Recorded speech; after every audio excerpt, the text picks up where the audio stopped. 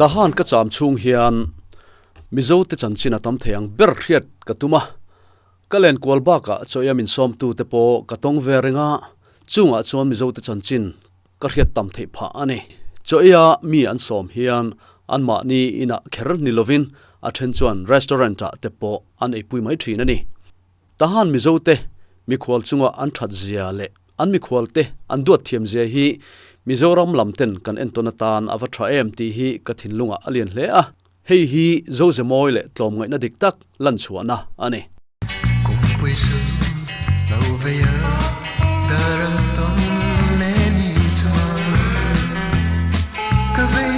bul moi zinga khan hi uming liana kan han nang ngoi he ina kan han lenga tin he a thian pa ngoi ngoi le ka thlenin pa ne bok kuma ngura ei kan hanin komania alung le tha khop mai ma lai kat ti to mai chu ti ro ari ve to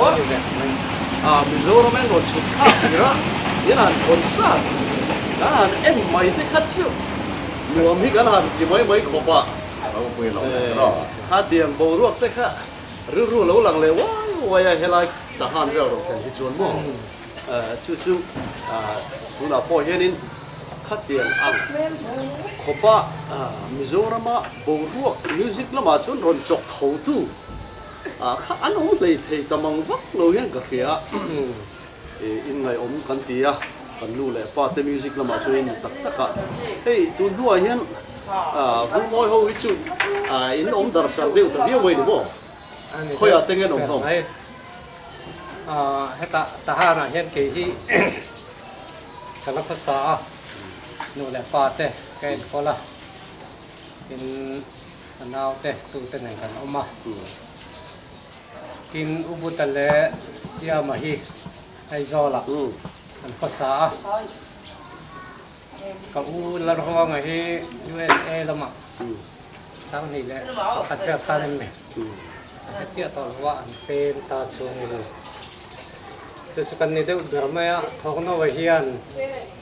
sáng nay cùng về ngày này mình bao gồm sana. Thấu nó vào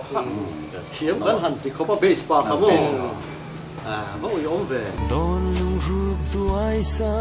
bằng ngày biếc thu. Đi melody, nó luôn sáng thì là fan cần lên nút to na. In, chít vậy. Cả tu bèo cho lên sông zinga. Cả tu hay hi. Đi melody, nó luôn sao thì nhẹ. Các lùi lên, học bao nhiêu là em mà cái nhà em coi em mà anh đi mua khai so con tí cô lẩu lên cái gì kêu lệ ok chúng ta bém bắt mà cái lẩu gì đó chụp cắt sa cả lẩu này mà đấy lẩu té sa cái lẩu pan tí cần hẳn có mà cái lẩu mắm đấy vậy thì pan tí po reng gu nó trang lẩu chùng tìm ở đây ao chuan nghe tu na hian ti melody hian malap na thar ititem in nei mek kum liam ta zo ka tang khan album kan bot sei le a mara zu kan la zo fel lo a mastering le video capture lam kan na ti zo lo music video siam fel mek ko bo kan ti me ka chu ta chuan keima in ka zai pu teu ha achang chu ka thian te hi anapina anma ni pual ang reng deuin kan ti sak ve le kan ti chuan in bun thum album chu a fa in ke man ka sak pu teu ka chuan in video capture ro sang kan tel kim ke thu ka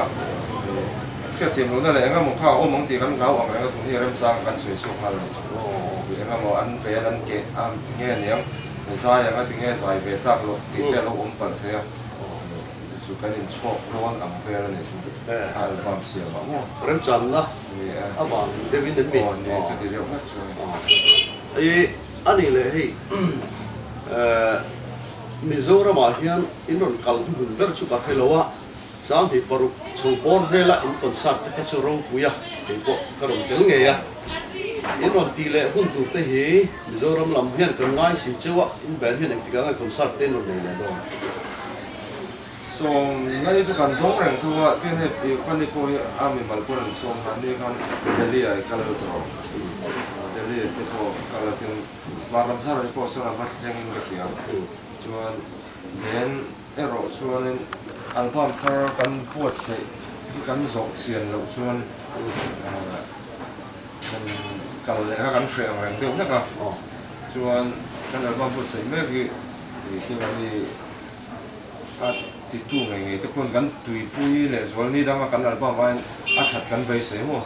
la pun ni sela kan tui ta thar kan mix kan le style la pun yang kan but nuwa kan but suak ka thade tu ni kan ngai kan base ya tu ni han tang sa kan khai chu thì khóc cho nên là phụ sản phẩm này mỏ hay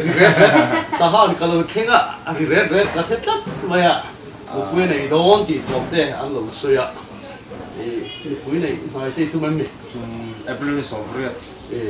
riêng có thiên ra mà tỷ số nên ai zong nữa là hậu xuân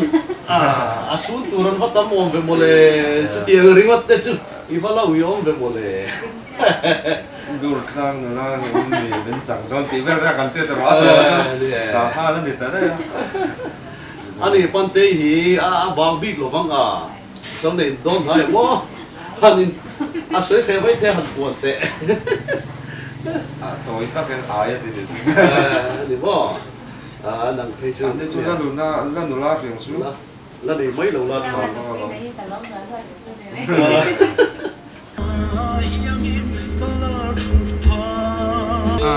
con đủ la mel chả thấy mấy cái chuột bùi hay con riêng gần trong ba bữa nay hết cặp bữa nay hiền Tahan đủ la chẳng vào khâu anh oma với nia Thalaite din hun te Thalaite về zong te khiết cả đua chu vang chun Tahan á đủ la chẳng vào phil tak thấy cần còm rồi đó nè cần introduce sang lai mi hi Hruaitute ania Tahan đủ la bel thobok si zai thiam bok si anti lui khania chu tiang thovin hi chani nia ani po hi zai thiam ania pianal bok si zai bok si anti lui tho khania ti chuan ka ve na bai hian hei sang le ni oma sang le ni hi ka thlen nu ni hi nula bel tha le rol bel tha hei hi lo ma nia chuan adot le hi puite ani university Thalaite nian ni hi Hruaitute hi izai 14 amaro chu I cassette leitura mo I album leitura hi kam hu zo tlat lo maya lai la record lo me la record re lo ai kami group Voice of Grace group chau kan la record re mo ani le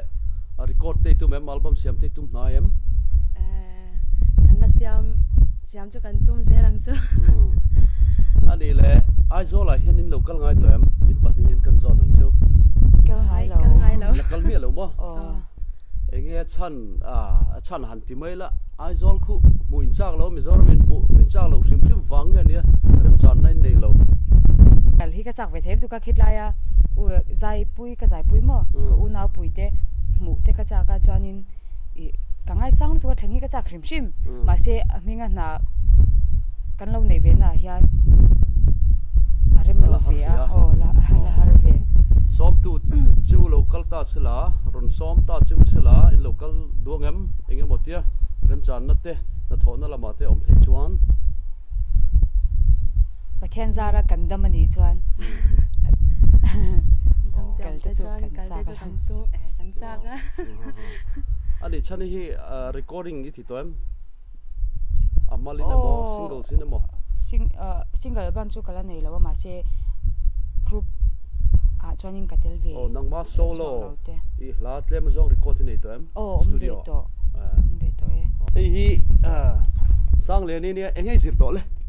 tun hi por som ka chang lai me ka result ka ha ka ne ani le lo ma hi engei zir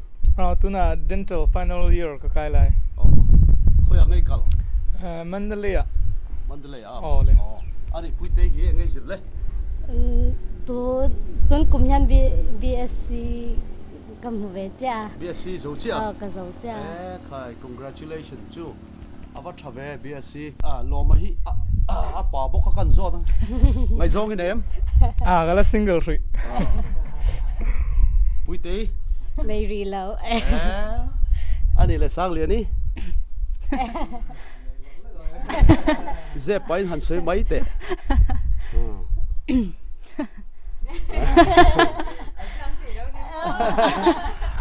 a chang thei lo ani hi chuan phiat thiam to mai tu ra ni mo chu wa chun zot thui lo mai la ani le nula le tlangwal te hian Tahan a nia mo heng lai bor vela hian khatianga nula le tlangwal han in rim kan ti mi zo ina an ina varim ang top ang chi khan nge in ti ve thina pona kol ho an soyang dewa in mudu chuan pona leng chuaka restaurant da mo pa ka te mo khatia wa chua fala in kom na hi enge ni larber kan mi zo zinga jan hei kain rim ho hi ni berlo mi gati chu tia leng dol chu akhwa te lo zim ta mo aming chet thak kan ti dewa ang gati len han len thoven na turang chi pak le mun thade ute omre rengem thalai te ho hangout na turang chi kha Ming chen om ve mo om ve nual me. chu tlai tin in han ti de zak Ni lo ve ke ni lo. chu ani le chunga chuan I thalai te in han leng vel ve ta a in len na chuan in inge ni entertainment in len na chau kan ti lo wange thalai te tan hian enge ni entertainment om thei reng hemi Tahan chunga mo a khopon de khreta mo vap tlan nal nala picnic spot kan ti ang chi te park ania mo cinema amo entertainment lampang re hi engin nei chwa na turvak om lo ni mo cinema hall in nei lo ti ro nei chu aming chun gan nei ya nula tlangwal vel hen an urwak lo nin ka hre tlat mai na mo ani le thil dang thalaiten in chen thei nuamin ti enge ni om hei an noi vel ti do ni la tiang lai nai ba vel a lui vel an bol vel an bakal thin ni berin ka hre in bol top mai mo bel du te ho le an bol tlan chu vanu mo ve chu unaw David Moy bol tanga bel du te nen chan in bol tang pi chialo ka ni mo pia ani le fashion lampang hi hey kan en chuwa in fashion te hi changkang riang ko hia jeans style tak mi pa ho po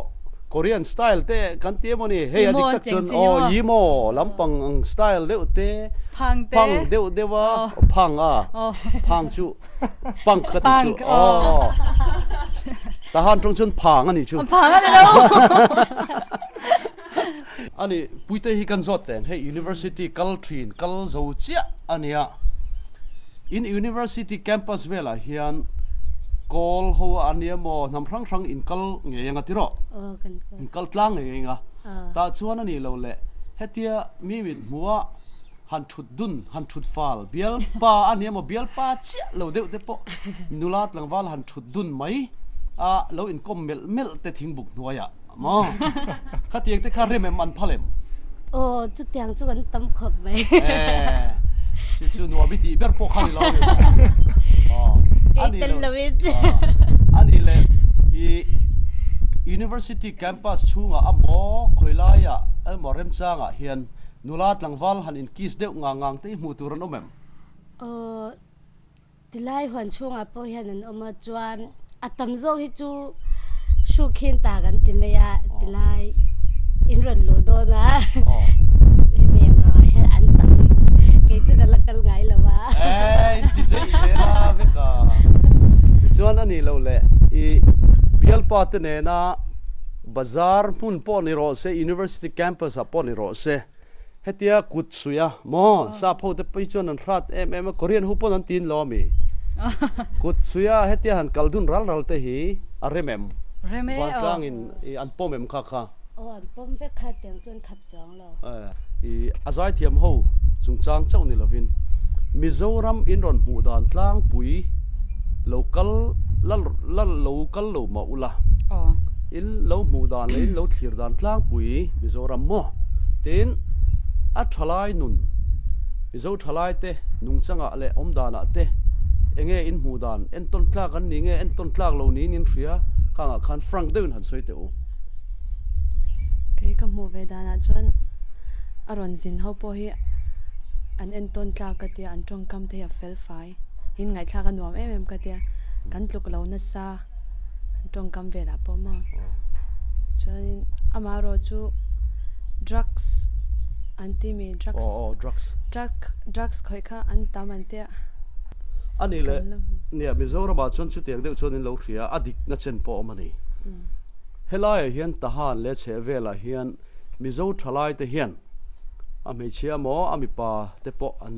izok ma manga drug khoi khatiang ban vung el ulamo rui thlebuk buk te hi an tamem hetla mai chuanin mu tur chu an om chia lo mu tur an om lo mo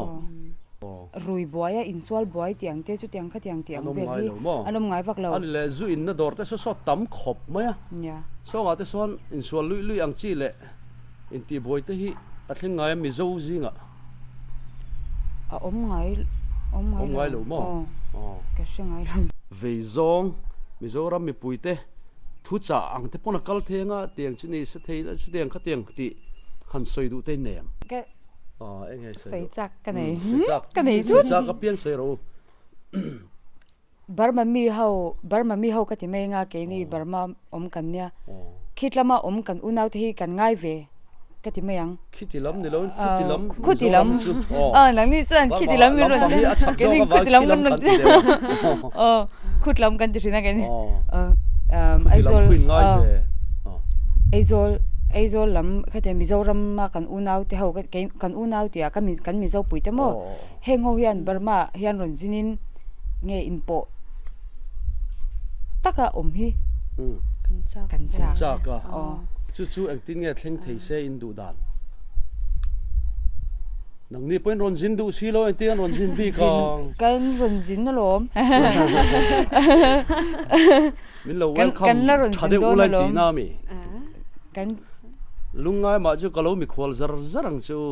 nang ni ang zai thiam hel thabok si yang tik lai poi min ron chen chil ula kan du lom tun ma kha chuan Burma mi tiang vela mu sit na de ka oma baga ke ni chu nam dang kar om kan nia kan tong te hi ke ti meang I khitlam kan unau te angin ba de u cha ma khatiang te akhan in soina ana ve deuh ti han an soi thina mo chu dang te kan lo sia ma se ke ni chuan khitlam unau te kha chu an ron zin kan mu kha chuan aizol mi ani emo champhai emo Mizoram mi ani to shim kha chuan in kan lo ngai sang em ma kan lo welcome ka ti meng chmo kha tiang khan vazin ve ila kha tiang khan mi lo ti ngem tiang te mo Burma mi ani chu Burma mi ni sia tiang vel te hami ron ti ve ngem tiang an lo nei via wangem ti ka tiang khan ka ngai to achi ma se chung te chu hey ti melody ho de po a local fo thina ani hian engen soi min en thrang an ti em ma se ani chu an lar Allah ra va welcome ang chu iti na ni ma nang ni poron in tilar ve ulan welcome mai don chu lom in ron zin a poi mo a chuan ke ni po kan ron zin po poi mo ve thu thi ro in zin po na sata in lai chin na tha siam tur chuan in zin po na sata in chul ne la ngai ni tro nulat lang wal po in chul nel thalo hi chu a in nel thelo in mangai thei bok lo a chu ke de chung kan in chul nel na sat deu lek chu ngai ni mo chu tia ka ni chuan injin po na sa deu zok kila kan ti na ani deu berin ka khia nga tha khop mai kha la ron zin ngai lo te hian ron zin thin se ron zin na Burma hi no mania an teng bun ke ni pon nom de wa ron zin be in rin ai na no mania iti ni mo ya in rin ai no mania ti kan su wangin lo zin sup ula kan lo mi khwal ze lang chu ti kha in hong ti na emmi in hong ti na niem ron zin ro ti ri ke ni no pen to pe ni mai ani chu tiang ani chuan music festival te hi karon bot sai don em moni le zai thiam banga mo zat nen nang ni zai thiam ho nen anuam rimoi kut pui siam tai la ti ro athang em in po na chatak po ni tin zai thiam lo po chelo fe nulat lang wal nge mo zat ron tle chou ve khim se in chunga kaloma min kom na hun te in lo pe a ti chuan nakina aizola en lo zin thlange yanga Mizoram kan lo mi khwal don chu nia fel the tho mai pathuman lo lenga komna kan nei lok don ani hei Tahan à hiền kalau kala Thalaite nung chang le at chevel karon thira fel long via pin ka khmaya ril ru in nei via pon ka ria I zon tlem pe kan zot le du chewa ma nge nga hi kan zot mu support anga Thalaite hian na hi tho na chang an khem amo tho an tumem an thokem eng na tengen tho na an thot lang pui chu fura leilet de chon thala insak hei mystery chi thang brick lam coin tengin an thoka ti chuan thingla ten chuka bar thala ma classic lama ten khateng khan ne ti chuan zirna hi an zir tlang puya ma se college thleng tak tak chu ram sarkar din mun te bang po hian niang I zirna zirmu zirsang ma se nat mulo chel tur na lo kan ti don ye sarkara na mu thei chong chi lo ba mu thei chunang chi po thokan wang a lo lam panga mo a lo chia ta wang nan thok du lo ni mo lo chia ti le ba kham lo ang ning chu ti chuan khatiang ani wangin kut na tho hi tam ber chuan tun la chuan nei kun na tho chin khe mi lo ti na ni mo angang chu kan thok ani mai ani le thalai mai mai na thok pe lo na tho tu khe lo wang chi ten em le kha thiam lo mo chu tia na nei lo hul hual chu an ka khelem lo wa tho tu ma ni to ka tho tu ran zonga an bu theu deu ani mo ani mai ti chuan he kholai mi deu kan ti ve kan lan chu cái này em mà nhiều mấy là khách tiền mi po khanin entil nan an tlai lam man ang chi vel kha chu an thok ve reng thau ram chu nga chi jeng chun mani theng an thoka ti chuan foreign lama hian an thok na sa foreign an thalai te kal chok an tam le tro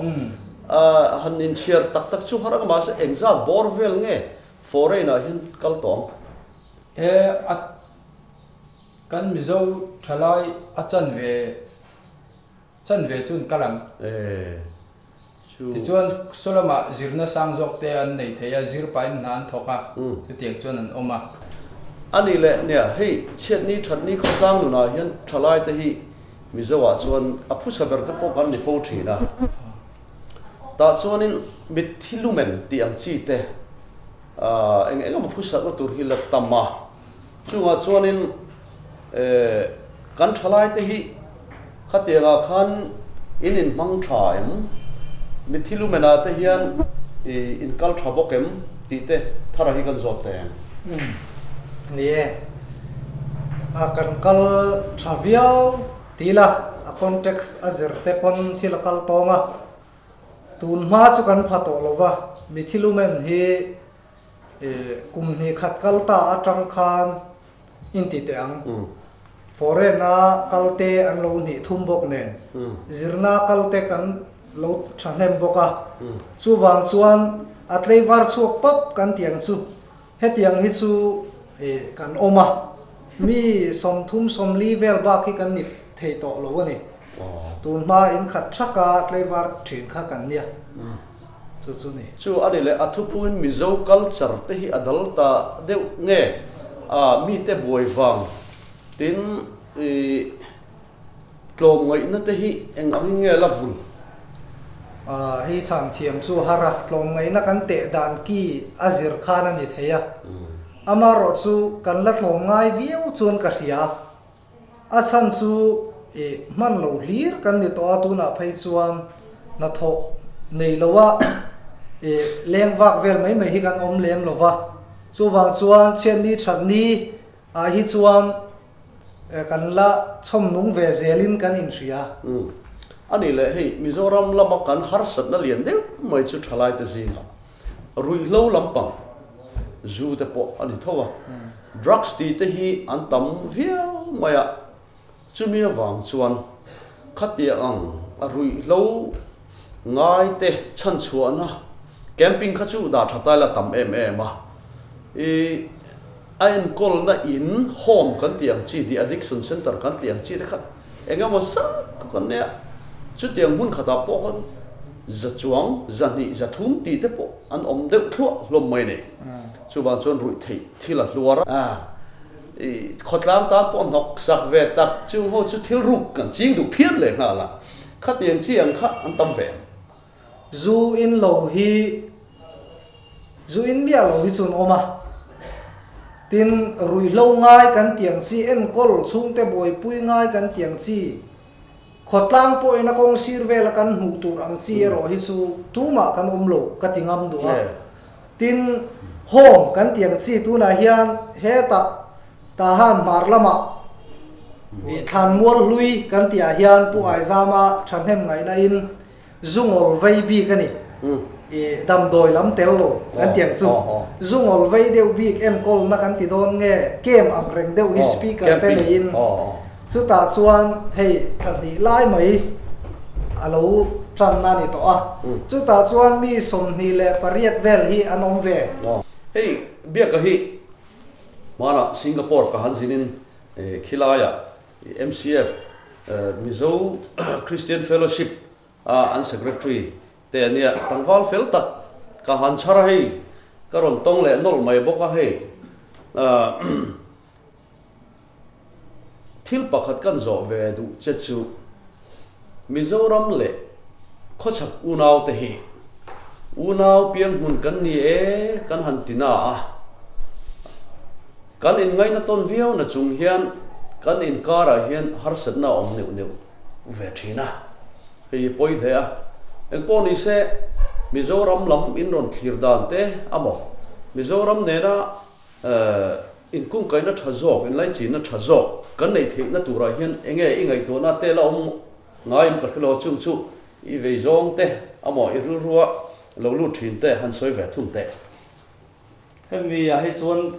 kain hret chiang lo wang zo ka panga ya te khin nan Mizoram lam panga tang pun helama a then tam ton lo chuk thla helam pang hret chiang tu chuan thil kal mang kim an hret chiang mu chuan o Burma kan una chu tiang chun di tia solama khulama chuk thla mi tam tak pun a chan chin kan hret chiang mu chuan Mizoram lam kan una ta that je kan thria khami apan hia hret chiang tu piang kha in kal po na tha kha nia chu le Thalaite tun ai ka in kal po thaina tura chuan music tun lai lang me ma hei kan Tahan le a che vela po ni sen kan musician te an lo kala kan lo lo ma khatiang bokin helam musician te po hi hun ram changa chodang kong te ngei tu in ma lai la le lam hena thang mo ti ka ngei tua chu mi rol tun lai kan khovel in a filtel in fiam na ma kan kal na se ve ma Mizo Thalaite chu tiang chuan helama kumina po chap char ku tang nge in chei kan bo saya khatia ka in chei champion te mo kan football lar thiam te mo zoram ma lo chu thlain a Mizo Tahan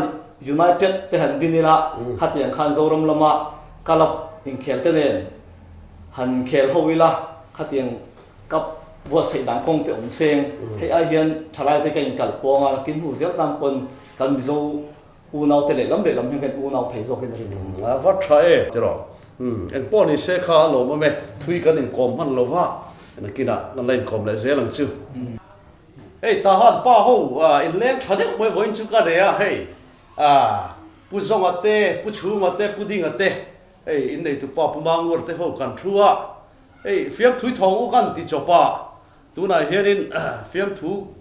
kan han soi vel no na ni Mizoram lam fiam thu nge Burma Mizo ho fiam thu sang zok ti te po kan enang chu tira chuan tu na duin kan soi bor ma fiam thu kan khia dangang wal go ho te khim khima fiam thu thonan khulai bang phong ma Mizoram a khon fiam thu apo an ngai lawan ni chun zamo te hi sen kha thopan tia ma se kan zo chen hianin wal go ho hian zamon nei re reng hinim an trong pa ngai an ham trong pa ngai hi a zamo him zo ka long ten ti kem zamon lo nei lo re re mi joy mo ni ti te po ha nga to mai mo kan mi la joy mo ni ha ti ka ka om ti te re be te chua ti cho na min kha ma na kan mi le pu te khan mo mi na lo phua khan in công du nan ta khan khát đi lâm bằng halo mang tầm mấy giờ thì nó khác anh thèm chiến mà liêu đi nắm cần mua phổ chu ni lem lo sa la tun ma kan lo zia re chu nu pui pasal kan in nei kan in zon dan te po ka alo mak him tak tak ani heng thil dot po ni chu tu nu ya za mo soi ka oi lo ma se mual ngô ho chan chin ro chu soi ka oi ani chuan han soi te le me khai le hei in fanu hi kan fa pa tan kan be sei dewa an ti te po hian nu berin khai than thi po la nei lo lo mo le an ti po hian pa berin a dawra ngam lo ta chu an so thi sok sok ngani mai a so a rem phan kha ti si kha on ve tak tak a hi e kan nam kan mual phau ni chung la vin huang ngô ni ni bo kan pi le kan pu te chu kan lo niam lu tuk ti du na ne chu cho ran khang kha a za mo po ni chung la ba kan lo ti ve dan kha ni mai mo hei hi ka chu chu kan ya ka su su kan ya hei hi ka kon thang nu su su kan ya ti de kan lo ti tak tak thil de kan ya ma se tu na huang ngô ho chu a min ti hin kan han ho do na tu na a chuan chu ting chu kan ni le to bi lo ba an lung phun mak pui pui kan ti te tui dil da ya mi te kan kho tu ngen te ngen te biak in bi baptist biak in tuala an lung pha de nula pasar yang ai ti hi ala om thu amai tak tak hen hi ka pate pe chu heng hun lai nula pasar yang ngai kan nu po hi a him big do lo ni him le kampa sai chawa ta kwa wa sia la ma me sai pu zo nge ka chen chia bing lo drama am chang ve ni o me cha drama am chang khan satel lem khat chang lo ngai bok sia pa pa khat kha thang ra hian a om lama andama thang ra in chet ta ta son nang in an ton bet ta alu hi chu alu ring mai ila a mei tu ri han ngai to chin tong ta a mei tu ra han pot chok dong ka a han an kan alu ta nan it ta zo ka Vun puak pa pan ten lo mi chu filter khan an rod ve ngo ta pur pita khan han lo na hoi bung funga soi tu kha fe lo lu tu ka nu pakhat hian lo nui bir pur pul pit chung tang chu mi lo nui siwa karon chu kan karon rai pop tur chen ya pul pit la ta karon rai pop tur chen ya ti wo hoi ni vau na ve thil pakhat thei pu so wa hi an soi dan se ka khiat chu a tha tu bul te hi khan ne leo tia ege mi zo kan han ti khulai mi zo ram mi le helam pang kho chak u nau te kan in ngai dan he ta tha tu rang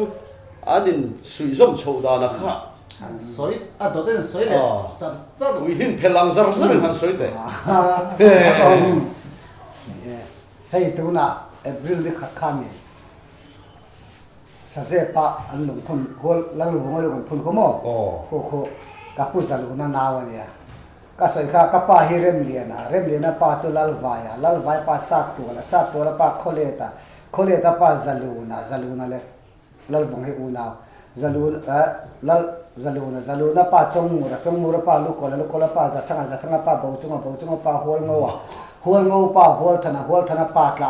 te pa lien ma wa kan te he te ka tu na lam li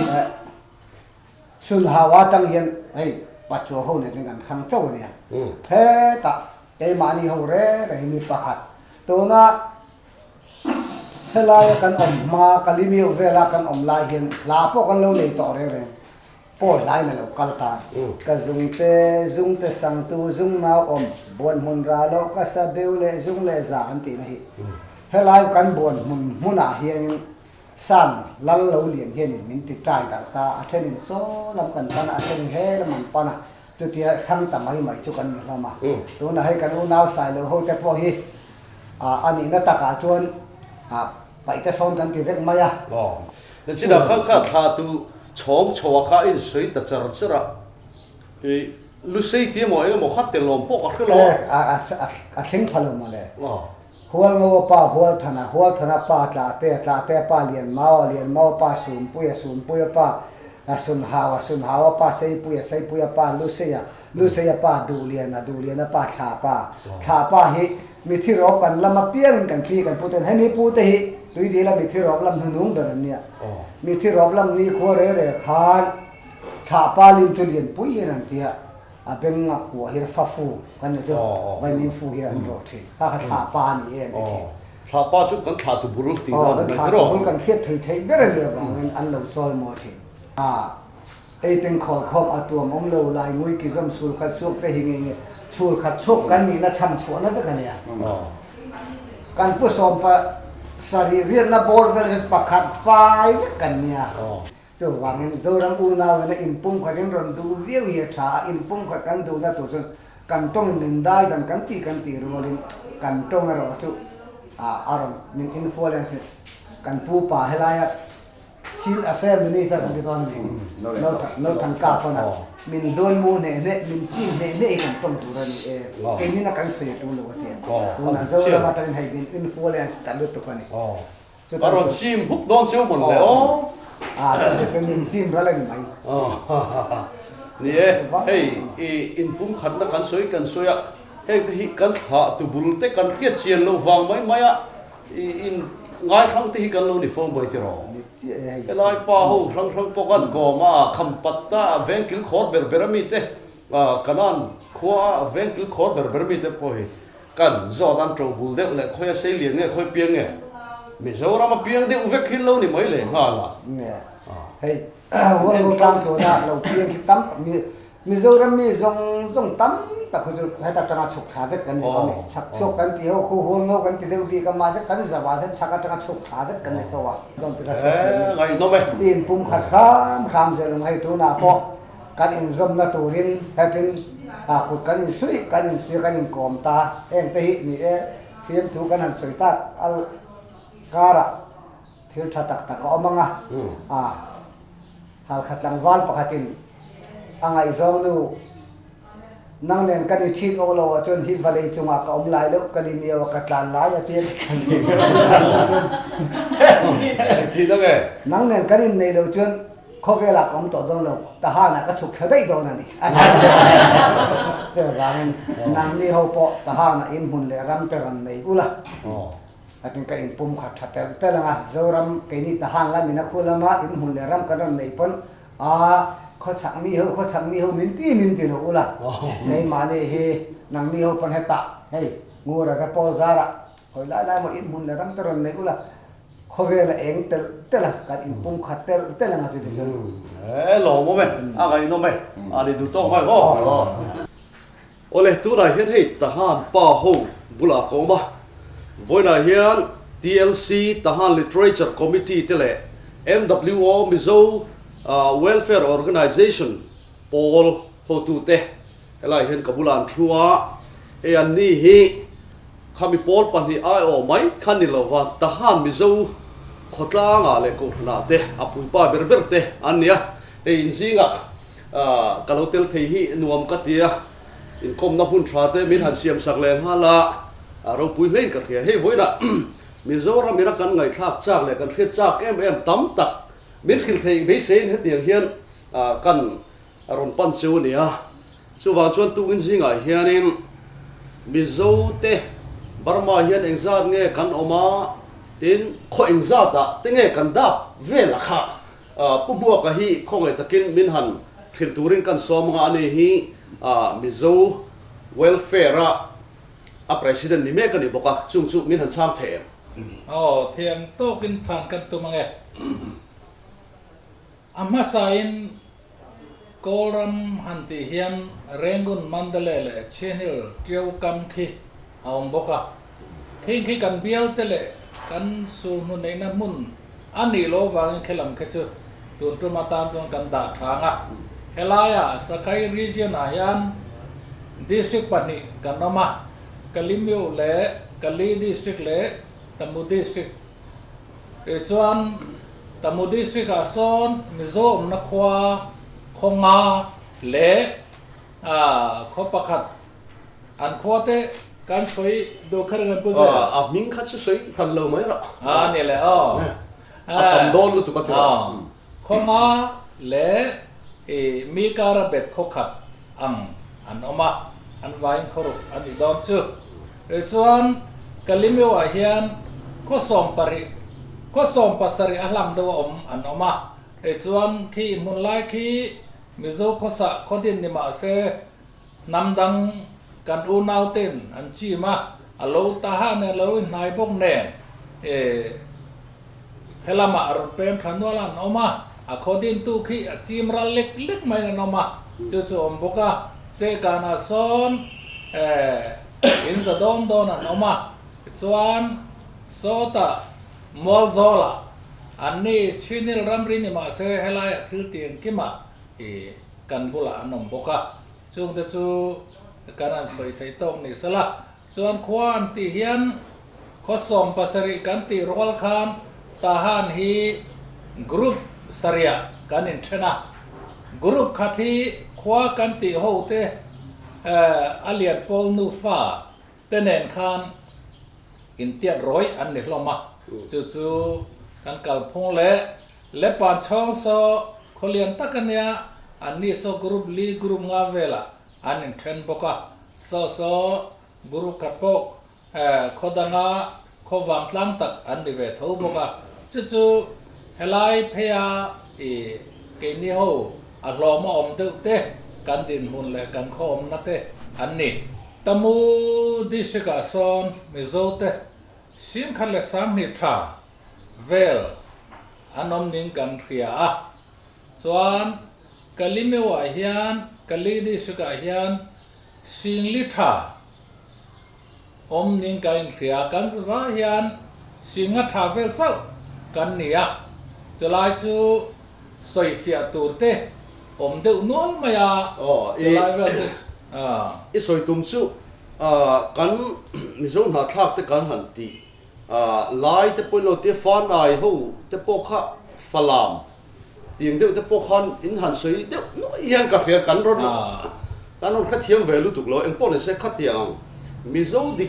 kan ti pa ngai ang chia lo ho kha a huam nge huam lo tu nei soi khan tu na ka soi chuan a huam tam lo ke ma ne ana ru cher ka pa kan an chawa a mizo deu ngei nia kan riat te ni tin lu sei trong mang tak ang chi mo ani chu ani lo le tu nai soya khan rengun te le in khopui mandale te pokha in huap tel lo dewa chunga chuan engzat te nge omang zoro ko la rengun po zali kan chuang e rom tia zali in kata hian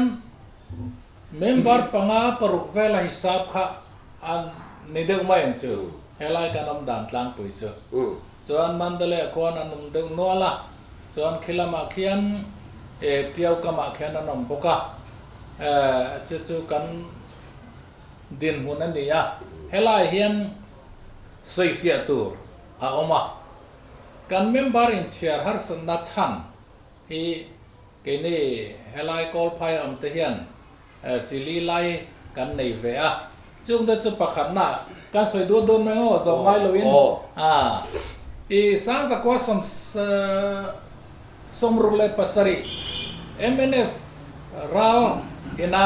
falam le tedim anlak tum khan khati hun lai ka sipai sarkar lai nia nang mani khoi cholo chuan kal lang ai nan khai lawang tin chinel kan huango unaute namen loin an soi sa ta khan lusei mizo po intingam lo kopin an oma china inti zo ta ani pong kha sahim na tura an ngaya ahun lai chon that po alo thazok po ani ma na e chuan manikal santo ne na han lu le kha mizoram trong takin an tlom ngai riu mayama helama chon tlom la kan tiang chu kha tu na hian khang ron suk thla kol paya anni kha chin ti kha sahim na tura lusei mizo intia wanga an lo tor khrep to wang khan sahim na tura an ngaya anni anga kol pai tur velo po kha lusei mizo ni chuan intan harasang ti in soi thai na kha kan latama chung de chu kan har sar pakhan na ani le a e chuan pani na tan chuan mizo nia thinlung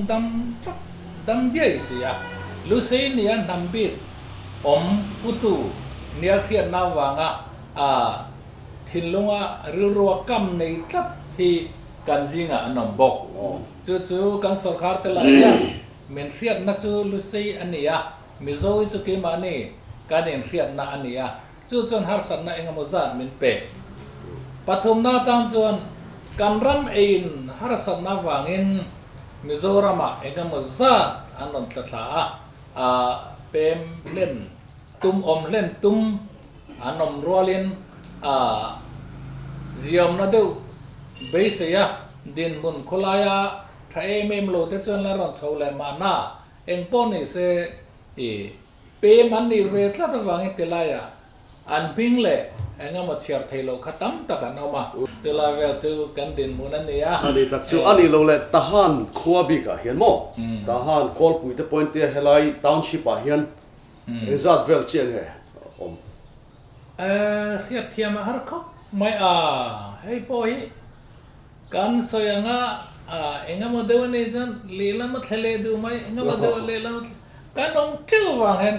hanin chiar fak hi har lu to ka soi thiam mai po ka soi thiam mai thailo ni ani tak chu min pui thei te nam le chulai chu in chiar harania nge ole tuna khan ami zo pum pui ang zong in kan han soita tu ra a thalai bi huam chung de lek lo lu chil vele tai la kapula hian reverend laurin sanga oma ani hi thalai amela pola thalai de ve vo ber boka kan zo tanga M3P te ilo ti am zo thalai pol ti in khulama YMA kan ni nen te hian enge ain an lo na amoin an na akal phung te tin helai kali kabo helai huam chung bor vela hian in khosadeu berakhang thalai ho khan mo hladeu ho wa kha chon rengu na chon wai se dp te lo in ti vele poni se helai area bor vela in mudan in lo zirdanin engzat nge M3P member hi in neya tin chung M3P te chuan enge in ti chia khotlanga te enge poimo nai ne enge in activities tlang pui kha mo me hey M3P kan tem zo thlai pol hi tunai so yang khan YMA ti dan khu kan copy ania he M3P hi kol pha ya tahan hi adin masak na ber pol kan ngai het ve hi adik podik mai the dik che lo kon the sang ko sunga ple panga khanin kan pa ten an lo din to chu lom ngai na chung changa thlai te na pi le pu dang kan chon nun zel the na tan he lo din an ya OMA na khotlang le nam tan an kal pui ang pu helai po hianin kan thei angin kan lo ti ve thi na ni ti chuan kan soi de zung nga helaya do din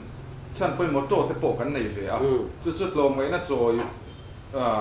chom nun kan ti chon nam le khotlang ma son na ngai tu te kan ti te chuan OMA na thu pui bera nei veng tho kwan tan pui nga te tan pui kan da poi mo le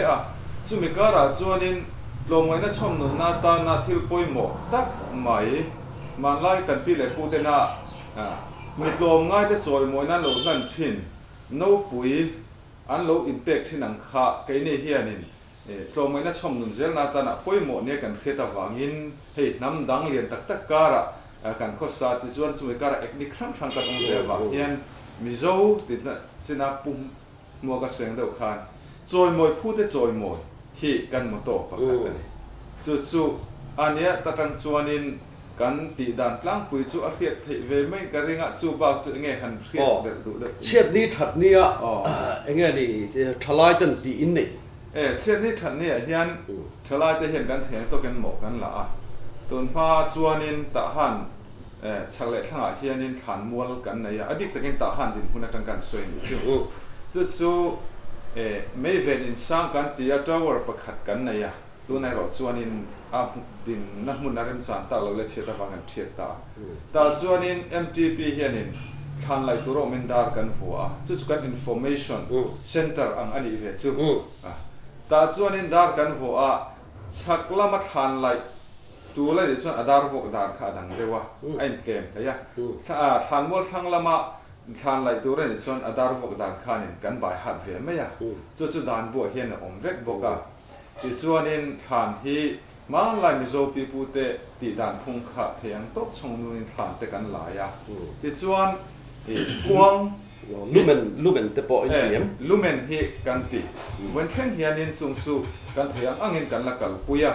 ชลายกันตั้มมโมกันเตมโมเฮฮิจูไอ้มานี่ police เลยกันนั่นพุงอ่ะเฮียนินอะไรเบ็ดเวทลัดไม่อะมิโซราบกันเตียงซีนควงเตเนนอินไซต์เลเวอร์เวทชักถูกจริงนะโมเตะแรงไม่แต่ส่วนนี้ไอ้นี่เฮชลายเตนเฮียนินเล่นคมลากันที่ต้องไอ้เล่นคมลากันที่สองจู่กันเทียมโต๊ะที่เราวางเห็นตัวนั้น MGP เห็นนี่ฉลายตะห่วยกตินเวียงตินเลี้ยงโคมลากันละเทียมโลละจะข้างทางแต่ข้างโชกินอินดิเสียงนั่นเองเองมาจางส่วนอบวชเสียจุมีตาน่ะลมมันตัวเตโปกันมีฉันเนี่ยง่ายเลยลมง่ายแต่เห็นนี่นั่นตุ้มสักทีนั่นนี่มิโซคัลเจอร์ลมง่ายนักค่ะอินดาป่วยหมดเลยไม่อะเลี้ยงโคมใจจะป้อนเทียมเราวังทั้งที่ตีขาวินเทรนนิ่งเต็นหันไปเทรนนี่แม่ละข้าเราปุยเลยเอ็งพอดีเสไอ้มิโซรามกัน OMA เตะโรลตั้มตักคุสุรคาริระอัมลากนั่นเตะสุรคาร์ policy เตะฮีเอ็นปุยอังเร่งเรียวมาท้าตีเราชวนดูไม่นี่สุดเตียมเดี๋ยวชวนขดล่างอินอบนัดดานเลยสุรคาร์ทิลเวลาเตะเห็นอินโรลในเวมจุดที่ยังส่วนเกนี่ส่วนอินโรนักกันไหนเมียเราวะที่กันตีตัวเราพวกกันง่ายเมียเราเกนี่ให้ลำมิโซทลายพอลส่วนเกนี่ส่วนกลมไงน่ะโซน่ะสุรการเบียจูส่วนกันปุ๋ยไม่อะเอ็นเตียนนานนัดล่างตีให้กลมไงนั่นเนี่ยน่ะเรื่องรูอินโซมากันง่ายอะกลมไงน่ะเรื่องรูจังอินเกนี่force labor เต็มที่สับส่วนเกนี่โคลรัมตุนส่วนเราอาปีกันเตียสุเมียตานะมินกูชั่วกันอีปนมิโซทลายพอลที่กันขุดล่างละเลยอุปาVC เตน่ะอันขุดเก็บเป็นอันไหนอันนี้วางินทลายแต่พออินที่เตียงส่วนอินน่ะกันทกะเอ็นเตียนนั้น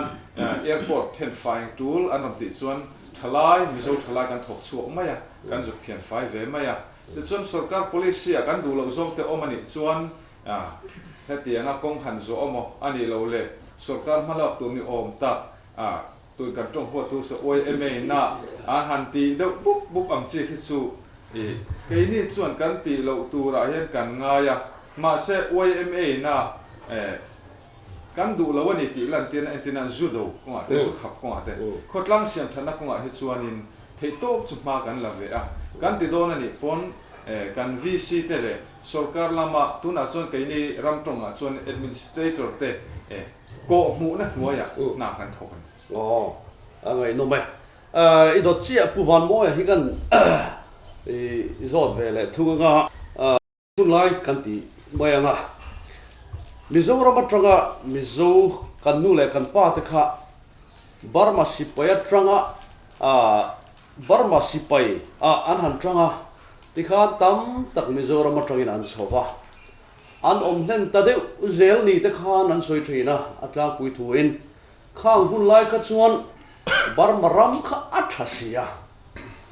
คอยจูเลยดูเตะตุยล้วนนะข้าอันนี้เด็กริงดไม่ข้าตีไล่ก็ชวนกันนู่นเลยพอตอนนั้นสวยนะชวนข้างมีเตะข้ากันสิไปจังเตะข้าตัวน้อยเฮียนอันดินหุ่นเงี้ยนี่กันแค่โตลงว่าอะไรน้องวิววินกันมีเทรนขัดตีเตะกันลงมาขัดเทรนนะข้างหูเตะข้าค่อยเตะเฮียนเงี้ยมอนอมเลยแต่ฮานาเฮียนนั่นเป็นคลุร์เงี้ยนี่ดำเตปเองก็มาซาดันเรามินการิงค่อยเตงคอลนุปุยเตะนำครั้งนุปุยเนี่ยค่อยมันออกมาอันนี้จาร์พาร์เววัดเฮียเซนโปลิโตมังเลวินันอมไม่เงี้ยเนี่ยเฮลัยเตเฮียนขบปุยเตะอันรอนกันขบเดียวเราผมขบไม่ฮีคือปุยหมดที่ไม่ประคัดอันนี้เบียแห่งกันผู้กันป้าเตะสิไปพบว่าบางเฮียนกันนี่ให้มีกะลีกะโบวาลีเห็นกันโคเสถี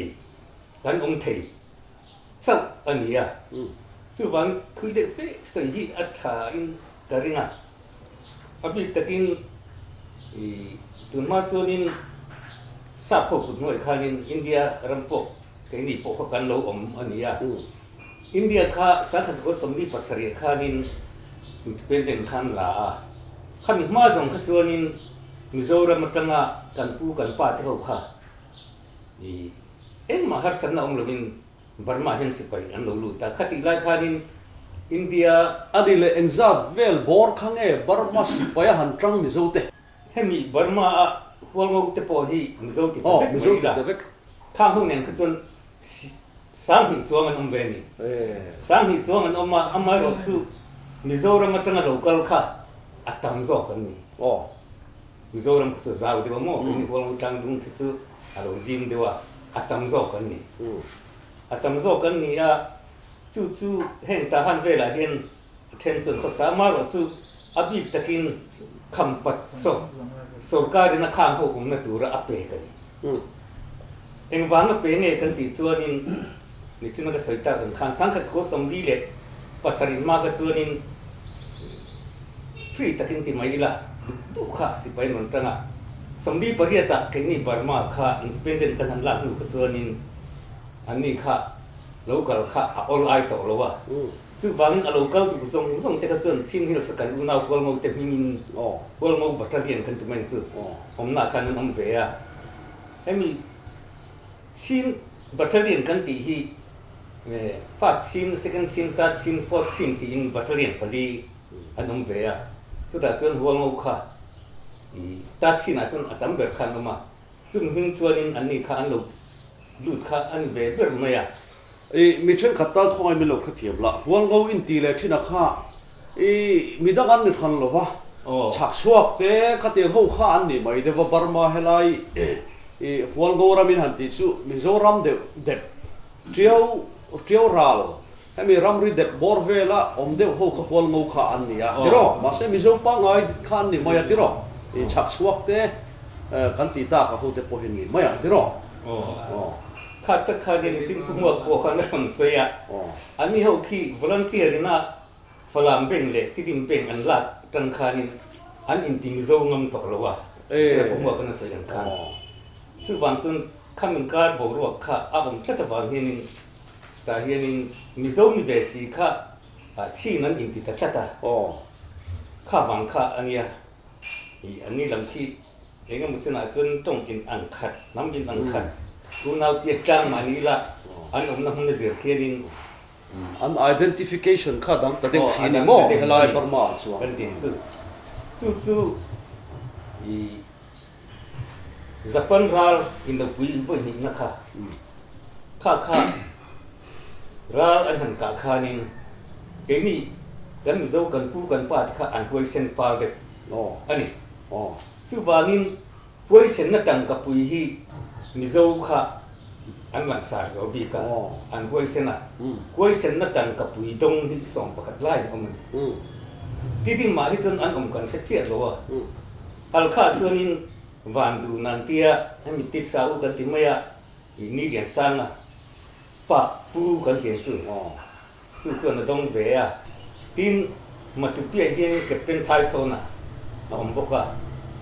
อันนี้ไปจู่โกรมากุยเซนนั่งกับปุยซ้ำเลยตรงสุดท้ายโกลมาปนิจจ์อันผมเฮียโกลมอินดิเพนเดนต์กันหันหลักคานินเอ็นตีน่านักพูดมวยที่ขันลูกละแค่นี้มิโซรัมโพฮีโกลมาเบกันดูจบที่อินกันโกลมสุดท้ายที่พวกขันมันต่อคานี่มาเสสมดีเลยภาษาริกุมานั่นนี่จู่ซาโควิดอินเดียอินดิเพนเดนต์เปคานินอินเดียเรามาหินดูอินลงนี่all ไอต่อเลยจู่บ้านอัฐิซะลูกเป็นสักละกันลูกไม่มีชิงนี่อันที่ตานี่อันไม่มีชิงแต่นี่อภิตะกินสังกัดก็สมงาเล็กสมรูปปัททุนอินการสมรูปปัทนิจกันอินการถ้าเป็นรุ่นปีข้าลุงนี่ตาที่ส่วนนี้การพูดแต่ข้างเก่งนิ่งโจฮีเฮงหินทำหัวเส้นนั้นนี่ตุนหัวเราเจ็บปวดอีกอรมเห็นลูกนี่เดี๋ยวโดนใจกันโจฮีนำหัวเส้นนั้นลูกนี่กันมั่งซึ่งบางตั้งที่ยังไม่รู้เป็นหรอกเสอันลูกที่ซึ่งบางนี่ตุนนี่สินะอินโจสิไปบางหัวมันน่าจะคำปัสสาวอันลูกของสักการแต่มู่เล็กการมีการพิพายส่งที่ cái này mizo tan hình cần pu thế hiện hình đầu bữa sẽ sạch tan có rong cần sọc cả hiện chứ vang cần pu cần pa thế hậu quay sen na khá cái này hiện tu na hiện anh ra cần zo nuông tất cái hệ phai zo là hiện cần có sạch hiện chú atlang pui thu chuan khang sipai trăng te kol sipai trăng te hậu thả chong zel te le tun ma a kan pi le pu te triao ral ron kan thave lo te la cham bang tlem te po khan om theng tuna mizo ho hi mizo ram atang le chho sipai mo pem le ho de u fek khangan ni abi takin hem cái ni kol phai hen ti mai la mizo rama ka tha to lo pem so le fek kan ni chu da chun hen kan ta han te song kham pat kanan zong hun hei zong song ngop pui fek kan ya sang ka ko som ma vel bora kan ngop pui kha se ni nen chem tum nen an thia ta bok ten kho a tu tang chunin hetin cái ni hi kan no in chho ta nia chu da chun hen kan the nom kol te pei chu miếng hẹn takin an to a cái ni hi an ai hiam kan pa kan pu khan an tum bi khau lo pa khian tum tata na hi an thok na se be ma với nia cái ni khen hian na hi kan na thok na sa sarkar kan pu na tel me lo hian tu na chunin hen kan se bel kol hak tho wa hian kan sang to so a ngai no be triao bula khon mi pakhat ka tonga renggun lampa kan mi zo naw ni ani chuan voi khat kachin state thi ta China ram de pa khian voi khat ka kalna nula pakhat thian mizo tro kan trong te kha lo khria mizo in ni mo mizo kan investin ati kol trong in kol trong ati nge ni kachin ho trong ani mai thei zo ka kapa hi mizo ania kanu hi chu kachin ania mizo hi adom ve nel nuala sin helai po kapa hi dam lova pangking zengania atia ka tlo chuak du nia mi khoi roi ni na ka tia min han khoi chu apa kha khuma alo le dreng maya pangking zeng eng ma ti theilo kha hei hi mizo pa chu te ka te chu nia a fanui nan ti kha alunga chelu tu kha a mi tuit la zoi min kwa chu chuan fa pa ni ka nia helin pakhat min man saka ka fa pa pakhat la dam chun hi ka chi le kuang te ka chung te lung le ya mizorama om ten he na min da sak ro atia ti thu te khamin thrila chu ang te chu kan khiat khan mizo sipai te khan nam rang bar baram chunga hian arem chang an post na nu te po ani theya nam chi khang hi an lo nei ve a khoi a mo hian vazon chu amo mizo he na ron kir to lem lo khatiang ang an fa te poina mizo trong to lem lo ang chi kha anom thei via vem hi ke po sipai bang kania khi mi ku kai te mu se lam te po khi kan kal po wa maro chu an tam lo wani karinga kho pa khata ma ta kho pui ve ta kan ni ta chuanin mi pahni an ngei maya tu nei sei po chu an ni the karinga la lian do le lian thira te pahni an nia ka chin nu puyen ne ya an thlen na an fa chuan kan tong po an khe to lo mai theya tin kaliwa thang no ba ko pakhat boka kan sum do zin ve la po hin an in hi kan chok be zau zawa tam ni chu an karing lo khop maya tin ko nu pui nei nam dang nu pui nei hi an be se wa abi takin chung chuan in Tahan na hen an hong pui de tlang pui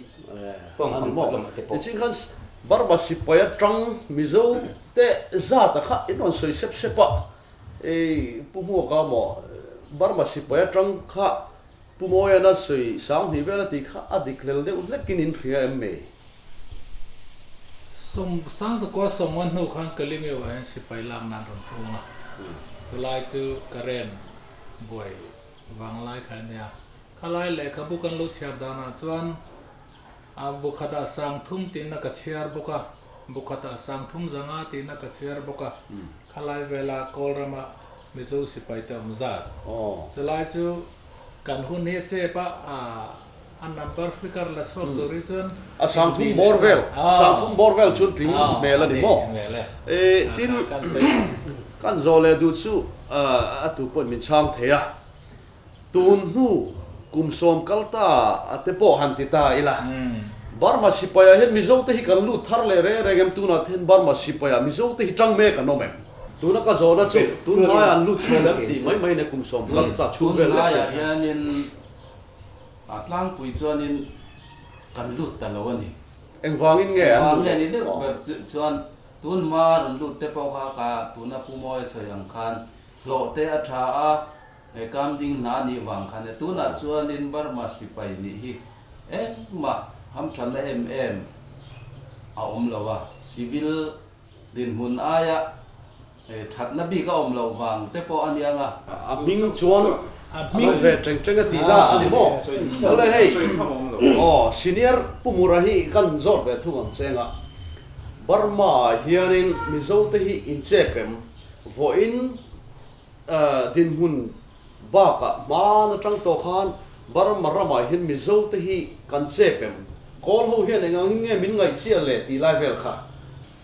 record le khabu kan hu da chan sa ko som le palia koram hem kalbia pai he an ron tlega ta ram chuan ko len hian unau chia in an lo oma bun dong te mil te thia thang thelo kan om wang ke na mai don ni unau piang ta an om en ma che me le har sa kan nei lo Amar tu heta kolam independent no sar kwa somlile pariat tatang khan hun lo dang nam de kata ko khan ke ni ho hi abi takin bitlem te ma ni kolam sarkari bindu sakriya wa heta ni tida pu mo ja soi kham pat an soi thok te ko kha abul lo ma kolam independent somlile pariat ai independent khan kini lu sei bi tan hian sang ko somli le pakua el committee antina chu el committee tel te ko ram khoi tu minister te an ni te ka anem bara ro chuan pakhat puthang te tel ta chuan kini lu sei te ham thana tu ring Sikul lama te an masot te nas tai pen te an siam saka. Tu zar kan zo le mai kan mithiam ha sa po kha. Chu el committee zar zowa stai pen bu te an ni. Chon he ta local zela eng ma che me le har sat ta kan ne. Som ru le paria ta tang khang. Ki ni hian chi ta han pa chu kan nei lo na amor te mi zo ra mi na đi sẽ bung môi chẳng khan phá làm cái tim té đồn lạc ta cả chuan hay là cái thà lai rồi té lại cái lưu khôi tụ đến khu làm khá lối rong ta cả chuan har sản na cần nỉ ta na chu còn har sản na trăng chuan hay tạm mi tâm tất cái thà lai đến ăn thị phá cần khôi tụ té ăn ta na awal som ruk le pakua khang Mizoram refugee hay tạm takkan en kola ke pot takkan bo takkan amar tu khat tia falaban lak ta nuwa khat kan sarkar te bin mudan hian ke manin kan dai pela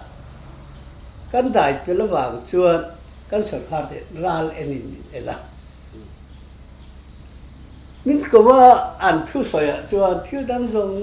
chu kan ko lo re Mizoram unau te hian India sarkar lian pui mai khu an dawa ma nia ro en real tuin ai bo saya kan lo pui kan fakani amar tu te dim le fala maron la po hi anti tu rani kan pomia le ke ni than kan pui thei lawa ni ma sala heta anon bi ru te ei nan ron son te an so te kan hai den kata an ma ni to tur kan kal pon ato lo se yen kan kal thi amor tu som ru le pak ko ma tang khan kan sarkar ta min pu da la thil dang zong kan faduat ten hetia min ti chia ta chuan thil dang chu kan holo wa chu heta sikul min tu khom khan kan huat ber chu fala man lak te ben an rok te an ti tu re ni amar tu huat thu sai lo official ha te ben kham ai idan ha te kha kan hua ta tang chuan kan faduat ti amai men kan en dong to lo chu min ti khata tang khan ral anin kan om ta ani amar chu kan har sat le je la chu kha falam le te di man ron lak ta ka tang khan kan sarkar te han khamin nam pi ni te an rem te lo ti chuan si pai sarkar ni loi hian ki ni hian kan sarkar hian kan sarkar be thok te te ahan sor tir ta tin chu tia min en sir he ta ga sarkar hian be si en ma kan ni ta lo ni sarkar be thok tung po kan om ta si pai lu tung po kan om ta lo kan in pui chứ tiếc kan thiền tên họ sửa hi mình là tự phúc để là cái nên là rất tự bị dơ rồi mà bên họ sửa quên cứ là kan sụp mai in pui kan này là không cần tỉa chứ cái này mà call hậu khá ăn bôi suy là vì là chú thật tế mình đông sông là mình ăn call tủ thấu khá cái mà ni tổ bôi vàng in khá tiền khan mình ăn call đàn adik tavak lâu thì na alo ni à mình call đàn adik tavak lâu po thì nói mình ăn call đàn po adik dễ thấu mà sao cái mà ni hiện hệ call là mình cần ram như vậy khát mà cần đã tự chết cần ram cần sợi pía tìm dâu ram cần thì cố rèn để hi cần nụi chặt đứt tất cả cần làm cái lo cần hiền cô thì cần ngay nè chết mới ăn trong cái cần hết hà đủ là ba hiện ta hà là bỏ hiền cô trồng thấy mía lẩu thì cần tặng ý sản cho cần trồng thì cần đủ tàu tin bây giờ hiền mình đang hệ các mà cần ngay rồi được cần trồng cái bùa vía và bây giờ ram này chắc tin cái gì à ngày nó về tí tí như thế ngày thang cái vật sao không phải lệ cái bộ này sẽ hun cái hi cái này thêm xí à cái nào cần là soi dòng lên à Tahan nó cái lâu cái hiền thiếu mặc tí đều mấy cái này à chú hey in công alcadra công bùi tê school building sarkar school building in tí tê in bazaar building tê sarkar saka ni lo mi pui sun tho kho ma sak ve ka lo min lo ti zel maya amak hi ka ti em maya eng mo in don le pu bo ka kan zot ve le te che cái po san ka cha kho mai tu cái kan ti po san la te i san mai ole som luk le pathum tu la mai chuan ki ni zong na tha ka sarkar à thế mà mấy bế xe cái này sum po kan bế xe lo ăn mì trần pui po kan bế xe lo cái mà đi private ta cái mà đi into del thap kan tum ni mi da ka so yang khan cái into del thei lo da chu chỉ sẽ phải đi đó cái into del cái như sạch te kan quật lai ở in le lo kan tin na zong à kan du dan tet chuan sarkar hian min hello se la kon te se pa po min hello se la bi rồi mấy cái mà đi từ để ít là chỉ cả căn được tất cả chúng sầu khát hà với xây bộ cái ông tọa lầu sự bày trần tung bộ cái ông lầu sầu khát office ya được lần này sự bày có lúc hà hi căn một bể lầu cái gì chú đi biết là sarkar tel lo ma ni ke din thei kha in tum em maya in thei bok ni na la ka ro pui khalai chu kan kal kan to me nga pum ho ka tho kan zo ta nga call rama hianin in chen ram anei tu zo call te hian eng angin nge an influence an hu hang te po kan tia mi zo tong le dan dik tak hi awang de treat influence an in chen na chung cha te culture chung cha te cho te a kong ra hian call ho hi an influence na em in khep vek to in kan sipai sarkar la khan min opri ma kha khan mi pui ne na mi pui kan hau sakhi alawa mi pui thau kha a the to kan sa so kha min tum ne be ne de ber yan la nga ni sarkar zemzen na chun pui zemzen ka sarkar tum zo ka mo chuti lo ni se chuan in bu thar chuat te po hai tinga ti thin kha min lak sak male ekar khata entinge pi entinge no zang an yang hei no ruk ma no riat khatiang kha hisapin ekar khata khatiang let li chu no som ni bele mo kha ala lui thi na ni ama ret tin chu tiang khopin min soi saveka ke ni chu pakan ne lawa ke ni chu put chona mizoram kan ne ya heng la ya kol ho pe chu kal cho ve nan nei lo wa en ator hian tur tlak kan ni chu ti chu kan ne ya kan va hian torna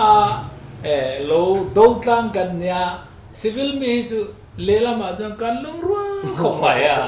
cái lung ruwa thì kan ti kha do le zau ne lo in lung ruwa kan chan vo tur hi ki phut le gam mia lo wa tho ngei tum na kan ne à hey kong te po hi cái nin kan su di la helai kan siam du kan tia chuan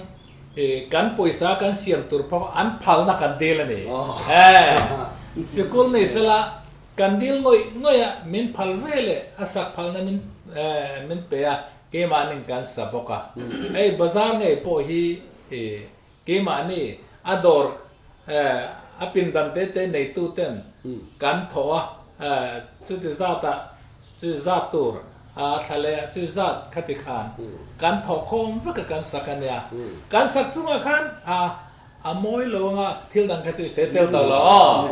chu ti call influence ka han sui te call ina kan in influence da kan in book thua da ni chu he te na call pon fan te kharam lungom kan nia kan fan me chia pon call pon fan an bi maya khanga in china tling em lo ai chuan kan copy na sakhom mai tin call trong he mizo trong an trong clear rom lo ania an thiam deuh chuan lei clear om lo trong mai ne wangen kan thiam chun chu an nuam riu maya tin ni china kan sang khan kan seilen hamun te sipai fa piang seilian he chuan call trong hen mu mang thlen pon an ron mang hong thlan maya khatiang theka lo nia amara chu pathian en min mangaya sa khwana tang le pathian thua tang hian ke ni hi chu midang min lak le tur hi chon piang thar ve lo chawanga yang kha kan thir da ni pathian en mangaya call ho chon mizo culture kha an pol dal zo lo ani mo ani ange kan ngai helai in kari ramri chen thiam har me ma in china ke ni hi ni china kan soi to angin helama koram chunglam le helam mizoram khatinga kal kual kan tama wangian kanin chei du zong me pa hi chu inang tlang ku ya ngai la me chia hian danglam sak eme ma kan kalimeu biala hian khumi ko kolpui kan ti big tele hemi tahan kan ti big te heng hi kan ti dan hi an enton zok ang hian an mani min fil tuna MTP kan ti hi tahan din thumbi khan sina kan han soya kali valley hi in sui khom na thatak mai tuna he kan nei thar le to a chu tun ma sans ko som ko vel khan an lo nei to a har sana eng mo wangin an lo chun jom thei lova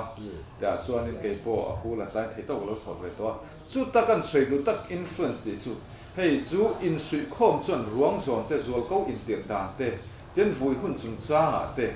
hual tak kan man thei dan tu kha kan ngai to ho thina ni all some zone kan soi phe chuan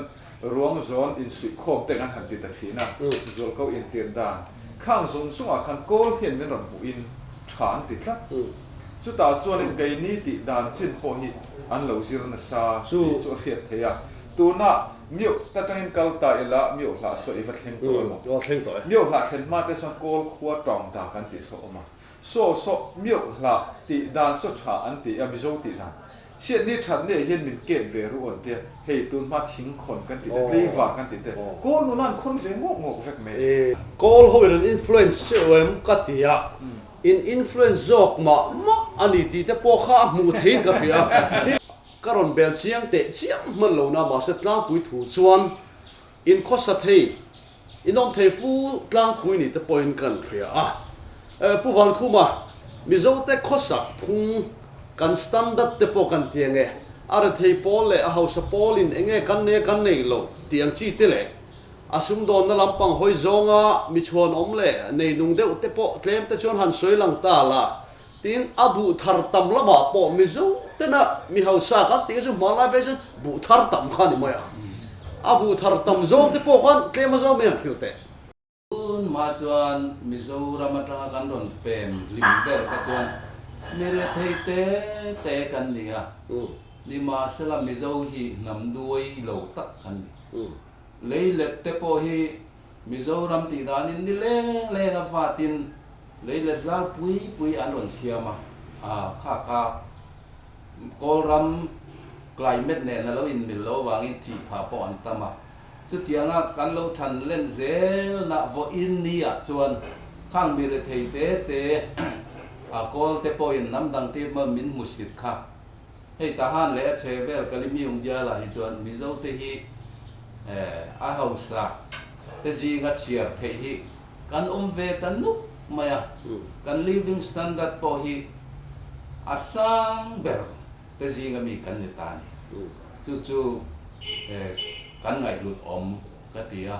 ti chuan ni leilet te po hi ti khanin kan han le ve ta ka chuan kol ho ai chuan kan lo tai ma dai maya Christmas kan nei wang te po niang Christmas ma hen lo hi kan zo ve ka kol chuan mong cha hian in an thau ka an zo le the lo ti chuan tu na leilet nei zaw chuan in zaw pui nei an oma azaw ber hian in tu na mu the aming po thang ria ania tui bar ko na oma kanin kom ngei khop maya pa fel tak mai ni Mizoram hriat thiam zong in ta ila akum khat leileta abu thar hi tin sim thum chuang khai o ta me chu tun la ya hem amanen kan in kom na po ro pui ka ti em chu khang sing thum ma thara khan lo fa tam tak le bu zai man te bu phun man te akala wangin bu tin sing ni hi kala nei thei lawa zor chu tu tin sing ni ne ka tum atia chu ka le pha bu siama te po ka zia langa chu bu tin sing ni chu kan ram poi sai in amana sutin tahana hian in thatok tak chumi man chuan pum tin a lei thei ti na cheng nuai zali zanga ve akum khat thar to kha chu thing tlang pa kan tiang chu mi zo ke don thing tlang pa mai ani zir na lama po sang ta zir lo chu tiang chuan in sum don na lama po ka tiang khan mi hausa pui hi kan oma hun na tlema chu ti chuan at form chu a cho ro la tlang pui thu chuan Mizo te hi in living standard a hniam lova englai kol te le nam dang te ngaya po in sanga tin rethei bak berlutu khai chuangai em ang kha chu inom vak lo tina ani mo kan meu lo ti la mun then khat ade chan omanga chu mi ruwa la ka sei du chu mak em chu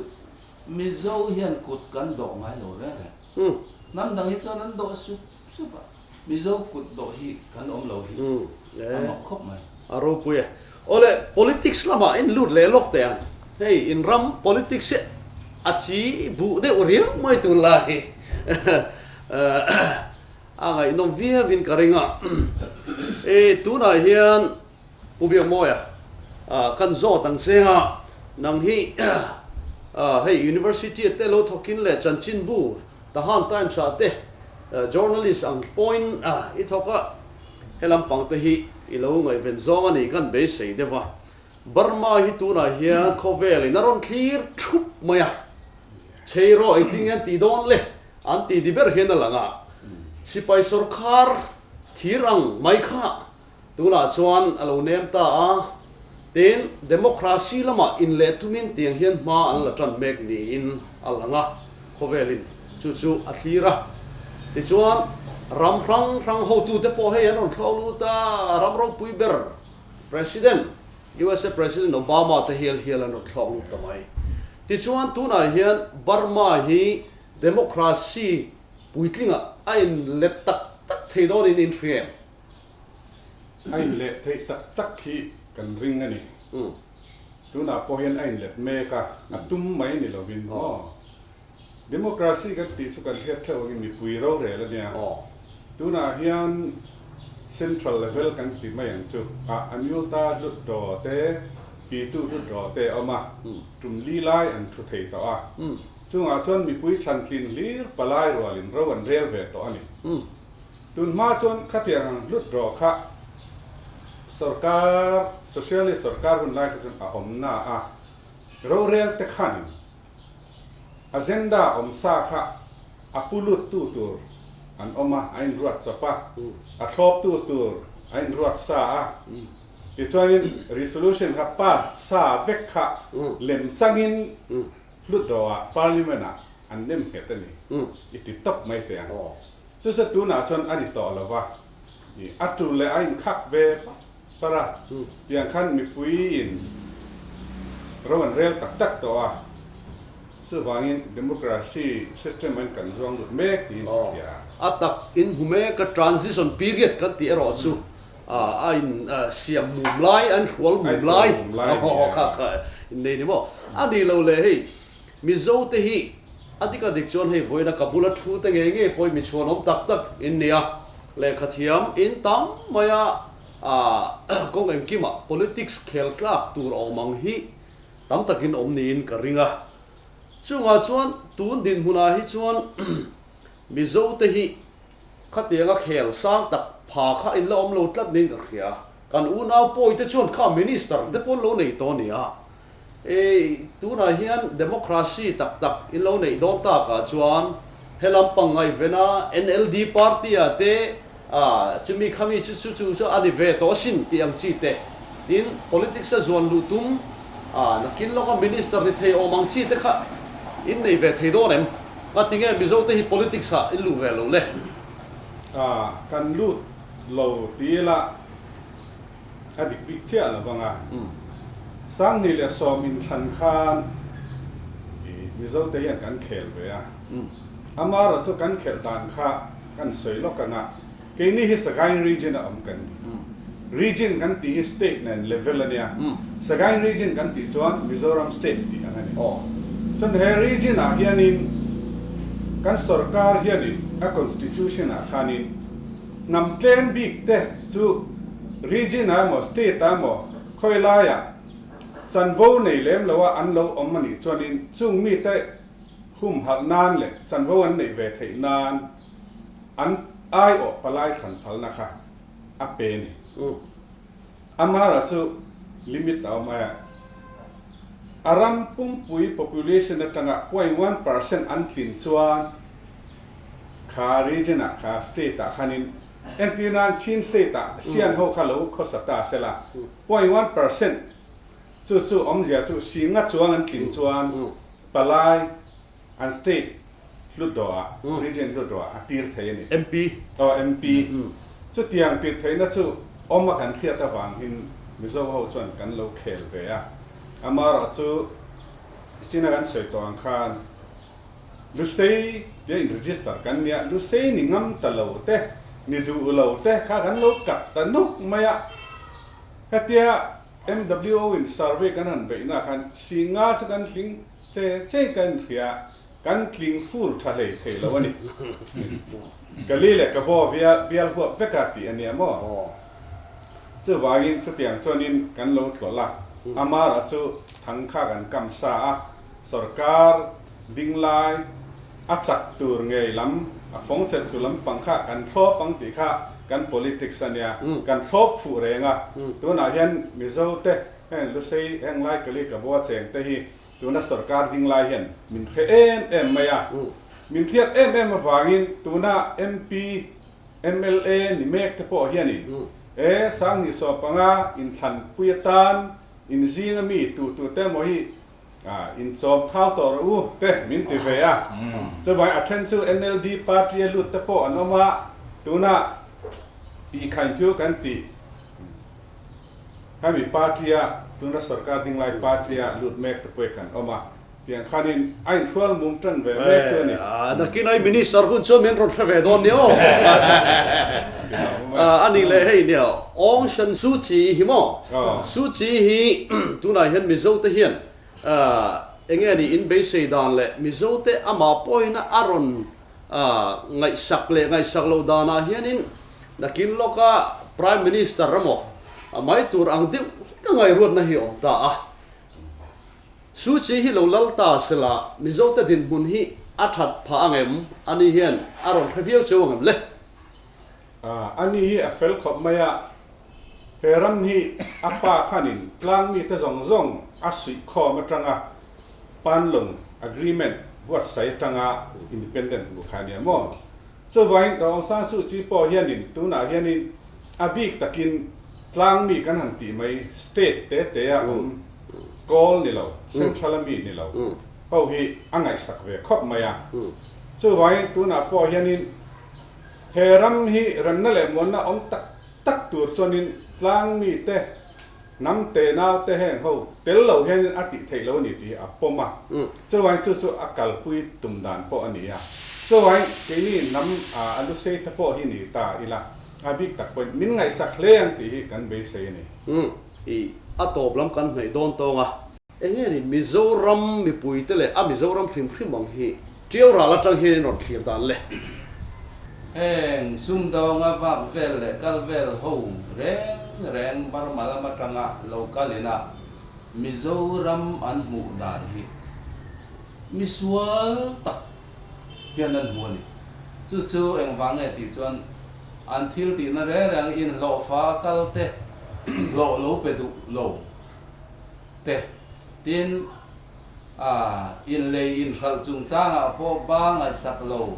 tong kam tha po mulo musit anga an mu na hi lian pui mai oma chu ka beng khria ta po an soi thina ti chuanin ma se ke i kum nga chung Mizoram poisa zong in ka va vel ya chu ta chon ka kal chu nga hianin chu tiang ang reng chu ka mu ve lawa chu wang chuanin kan tlak na leilung a zir te po ani ange ti chuanin Zoram pelan la pua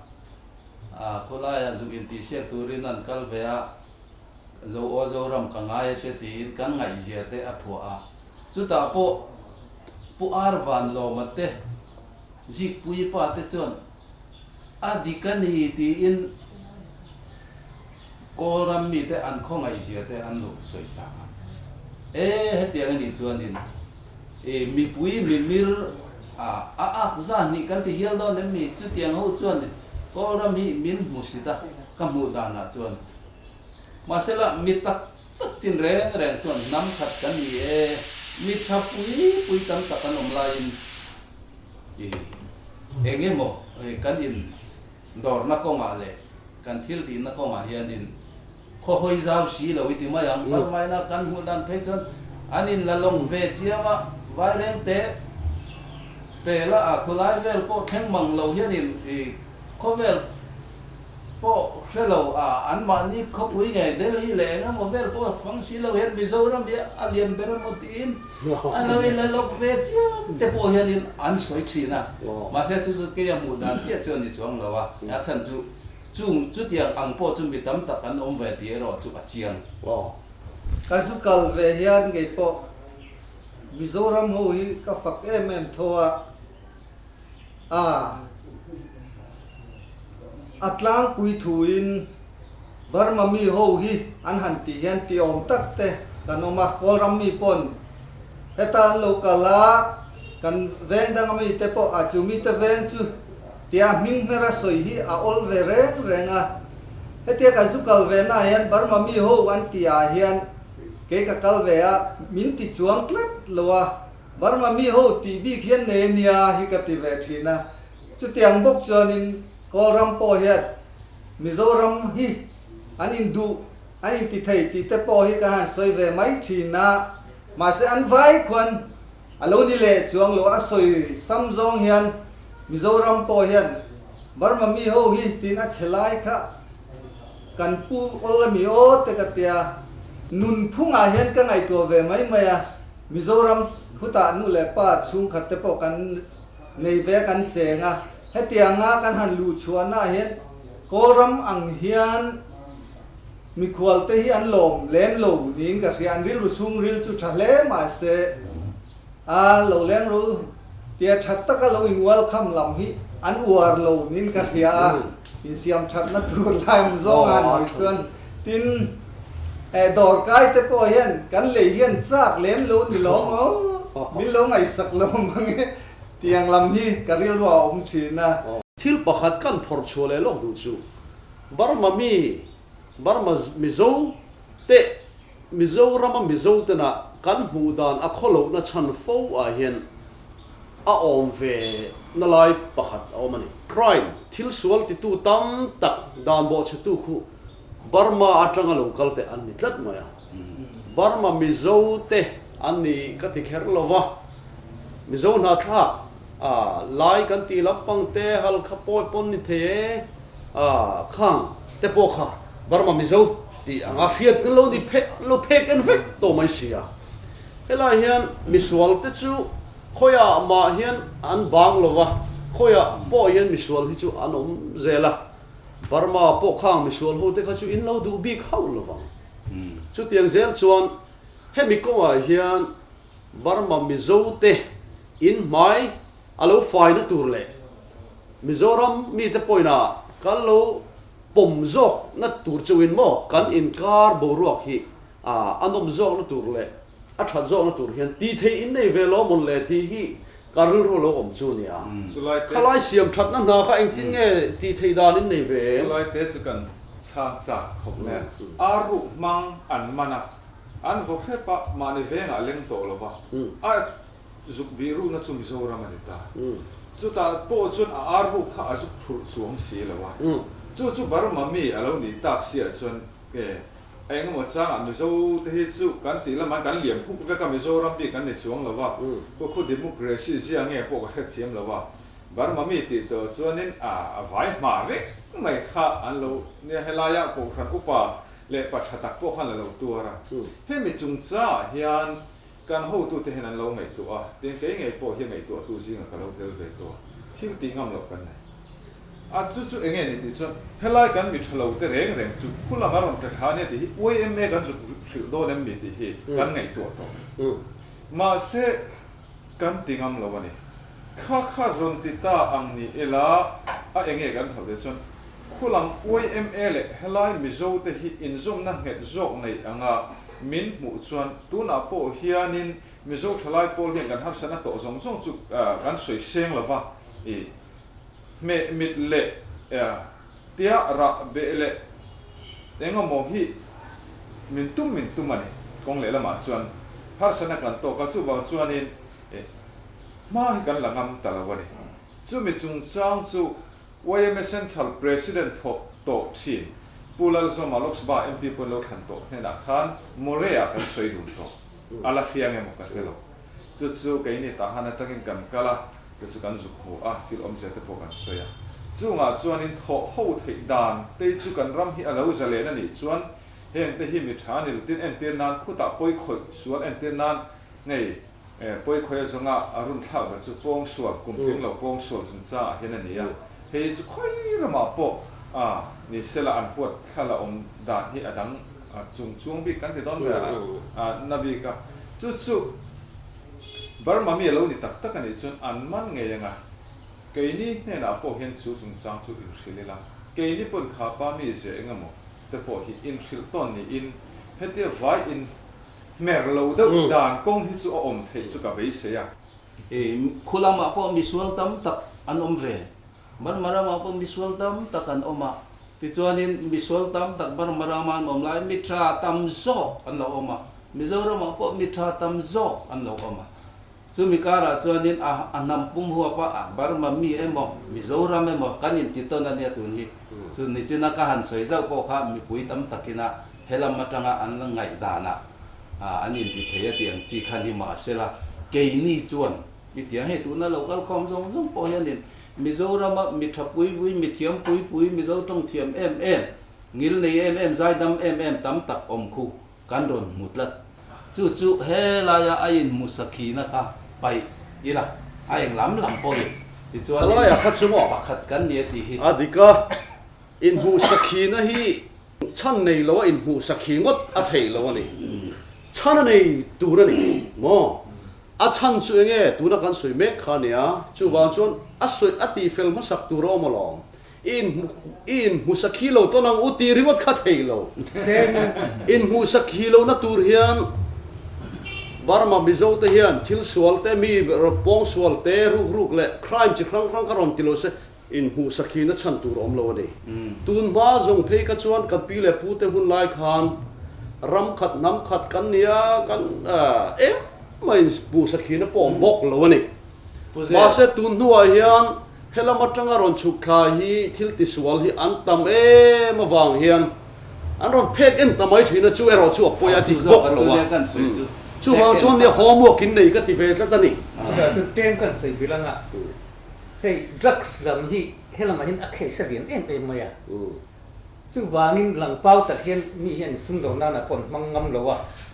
aru kra tak hian sum do nga tin akhe srim mi ate ber po hi kumru atanga kum som thum in ka kha chu police so po ni sela i drugs lama mo puna nei te po hian ni se man chak em na chan chu khang kha an man chun cheng tam tak kha in tham na kha an muthi na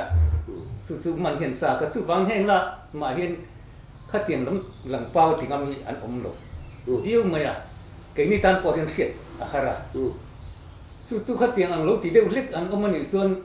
ti lai mana soi sak khep pe mo lungin kum som thum don lai tan a chun an lo tan kha thi na ni khang kha chu nia khang ho helam panga kha pakhat le chuanin sum don na lam panga po ni ta se tu na ka se yang khan he ngai chun aru ka ra ti kha an lo ni ta a he i khulam i mi te po na in khiat tan tha a ka khiat su nang mani lam hian in ron cha tang pui ni hian kan khia a in ron cha wang nang ni hian nam keng kha ni chu ta ka chu nang ni hian lo cha lo la a ria ti kha ka so lu ta ba kha chu a ria chu tiang bok chu ni ma na om chuan an ron la se mai se ni ho ma se khata ta khanin thil poi tak pakhat lo om chu helam mi te khan nam keng khata in lo man ta chata tv ate a khuate a mel te in ron ta langa a cha tu ro kha chu in ta lang ve ngai mi lo ni hian kan khia a cha tu nge kha thei to khata ta khan helam ma chu tu nge cha che tiang kha na se em khan kan in dok thin ta kha lo nia asum dong pa an man la chu na cha tu soi du bok si lo wa khim ngai nom lo ni e pon se thil pakhat chau tin pakhat le kan soi le lo ka nga su chung chang thu kha zu chu he nang ni point no kala helam apo hen i zu chu kan in thawa ti mai ila azu dor po om te tho wa ngai ila zu hi i helam a chuanin zalen takin kan ina tu ma hi rui boi kan om lo kan hong le maya khulamai ro chuanin zu in dan hi in thiam lo ang deuh ka sei na te kan khia a chu wangin zu hi azwar te in khek na sal tu ka a ina te engam in ngai le si lo nen o te hi kan ti deuh thina helama chuanin an in maya thatakin an hong le maya arui sual kha tun ma chun hei ke ni po hi helam chun pi tu sit kan in tia a khotram hum ha tu pol kan tiang chu ma te po chuanin ke ni a phus pol kan nia azwar te kan ngai mo bak lo aru ya kholaya boina siam ai ro kha chu kan soi sana sa chu tiang chun kum an sim wang zel mai ni mo sime voi khat voi ni khat kan soi sa to ren nei chu an sim lo ngam lo chu chun tu na chun he tiang hen azalen ta tu pa chu tiang bok chun nang ni po kho ni zu khu khu ti tu ka in khap khon eng ti na ma khu có ri khu atu tak tak thei chuang si lo wa aru ye te zok le kholai mi khu tu fa po ni sela ke ni chu kan gal fa ven gal ni ngai fa te po kha kan pa thau mai ban ma ni kuma po kha ni an lo kala sap cha ku tan lo sima chu ta an mi dil ma sak ber chu zu kan ding theng em ti kha an mi dil ma sak ber ni chu tien ni chuan cha phut chuan na in inang chu ka ro ti ta mai ro chu nang ma ni din le lo wang heta duty kan siama kan duty ten dei tir nga nang ma ni thena tu nei thena tho ko kan dak na kha ne mo ta khuan in inang nang ma ni chun in bak suak lo wang tin zu po in ru tur lo kan tia mai ro chu khampat kan han kal le a motora zu zu bel pat ni nen khan an sok sok ri ta thawa kan khap lem lo wa chu wang chu nin I heta local chu an la pon se kan val pon ni se in tung ta khim mai kha dan khia I apoi lo ngai la ke na ka sei du tak chu zu chu lo in ta pon ni se la aru ye te khu na de le thianin khem thin tau la khem se se tu na po mitam takina an soi kan ti dan phung hi kan thak dang la mangai ta ni ti kha mitam takina au la ani to renga chu wang chon tu na in the suggestion ni ti mai ang khang po kha thil thatak po ani reng ni eng po ni se hei kan kan mang tu ta de wa lak teng soi do hei min on thira min hu viau to in ka khia la hian mizoram khu sarkar in rin chan lu tu ka kan duai hian in tai malo tlang pui te khu ang kan ti ya hela hian in ton da ta na thave tu tlem an ni ve ke kan ti na lovin tun na hian mizoram aten ron suka chuan ramdang aten rain hloa hengan zul ho na hian zuin hlo na hian darkar riat darkar so an thoka chianga chung ta ron thom te an ni thu an ma ni nge hian an ron ho na tuna ta hana hian an nirei don nge dong lo chu ka he thei lo wa en ton tlang duk mai kan thalai te chinga na thok lo om hi an zak kan to ne thalai te hian tuna sikul ka lai po an thayam ang simen mystery thing mystery mi dor nga pui min ha tho pui hian an man lel vekani ero ma chang chon chap kut poi kan mang thelo mai om manu te chun lama chuan zana chon an tam sianga chu tiang boken chen ni than ni te po hi kan har sa so chu le lama chuan ko than te pon thalai na tlam tiang vel ka tun mangin har sa to aw sam to lo ma se le lama chuan na tho thane mai na lian pui kan thalai zinga ain mung me ki ain thung lut me ki hi mizoram me pui te pon in lo thir vele in lo zir ve tan thalai te hi na thok rolan ne wangan na an tholowa an te ro lai mai chuan zubura bok an chuak vakani chu khalai ta an lo pumpel ve theinan thalai te hian kan dam chan pathian in siam chan chu ta thok tu kan nia chu teng bokin Tahan Thalaite in lo ekton vetana na I thok lo mi za thak ani te ril rui an pu veke kan khil ve dum se angai nom chang khop ma kha lok thak po ka tia ka lo jin hi lai paron te na thu thatak tak le ngai nom tak tak mai in han sui te kha aro pui ka ti eng po ni se kan hunin min dai ta si lawa in kom na hun tha dang te po pathian zara la her chok le tur angai la tu na khan ne kha eng kom da thui tak kan han nei ta kho chak lam u nau te le mizoram mizo te hian in kung kai na thazo kan nei hi apoi mo ti chuan international boundary kan ti chiao lui khu chuan kan in ngai na te kan in kung kai na te kan in ma ngai na te hi min dang chat lo sela u nau tu ma ai zonga in ma ngai thar le in ngai na ton zok le ka in hu dan te po a tha zonga her chho zel te kan tum pom tur ania chumi tur ero chuan zir tur amo thiếu tiền tour lệ tiền lâu tour te pokan này tlang in karinga chu wang chuan chu lam hoi zo chuan chắc ta kin ma ila zel tlang ila ti khakan soi du